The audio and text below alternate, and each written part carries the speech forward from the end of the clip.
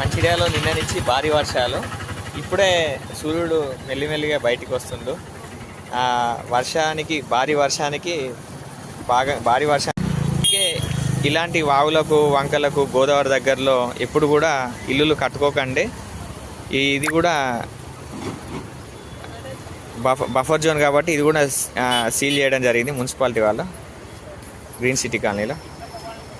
ఇదండి మా దినచర్య. నిత్యం మాది ఉదయం లేవగానే కాలకృత్యాలు తీసుకొని పూజానంతరం యోగా, వాకింగ్, రన్నింగ్, జాగింగ్, అలాగే వ్యాయామం. ఉదయం ఇన్ని పనులు చేసుకోగలుగుతున్నా. వ్యాయామశాలకు వెళ్ళడం, బరువు లేవలెత్తడం, శారీరకంగా దృఢంగా ఉండడం, మానసికంగా బాగుండడానికి కోసం యోగా. ఇలా నిత్యం ఏదో ఒక పనిలో మునిగితూనే ఉంటాం. ఏదో కాలక్రమేణా ఆటలు. నిన్న మా కోర్టులో చెస్ గేమ్లో క్వార్టర్ ఫైనల్ గెలిచి సెమీఫైనల్ ఓడిపోవడం జరిగింది. అలాగే అంతకుముందు షటిల్లో డబుల్స్లో గెలవడం జరిగింది, క్రికెట్లో ఓడిపోవడం జరిగింది. ఇలా నిత్యం.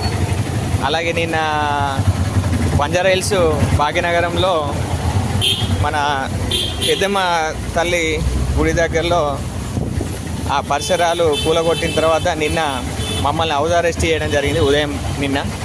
అలాగే అందరూ దానికి మద్దతుగా హిందువులందరూ ఏకమయ్యారు. కాబట్టి హిందువులందరూ అందరి మేలు కోరేవారు. అందరిలో దైవత్వాన్ని చూడడమే హిందుత్వం. కాబట్టి మనమందరం ఐక్యమవుదాం. మన పరిసరాలను పరిశుభ్రంగా ఉంచి ప్లాస్టిక్ నివారించి మన ప్రకృతి పర్యావరణాన్ని పరిరక్షిద్దాం. నిత్యం యోగా ఆరోగ్యంగా ఉందాం. అలాగే నిన్న నెక్స్ట్ మంత్ వచ్చే నెలలో గోవుల మీద విజ్ఞానం గురించి పిల్లలకు, పెద్దలకు, వృద్ధులకు, అన్ని రకాల వయసుల వారికి, చదువుకున్న వారికి, చదువుకోని వారికి అందరికీ పరీక్షలు నిర్వహించబడుతున్నారు.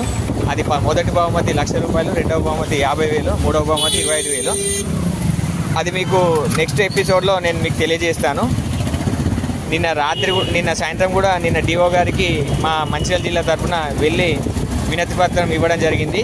తను జిల్లాకి డిస్ట్రిక్ట్ ఎడ్యుకేషనల్ ఆఫీసర్ పర్మిషన్ ఇస్తే అన్ని స్కూల్ పిల్లల్ని దీన్ని ఇన్వాల్వ్ చేసి గోవుల గురించి, దాని ప్రత్యేకత గురించి తెలియజేస్తాము. ఈరోజు గోమూత్రము, గోపేడలు ఇది శుభకార్యాల్లో కానీ అశుభకార్యాల్లో కానీ వాడలేము కాబట్టి.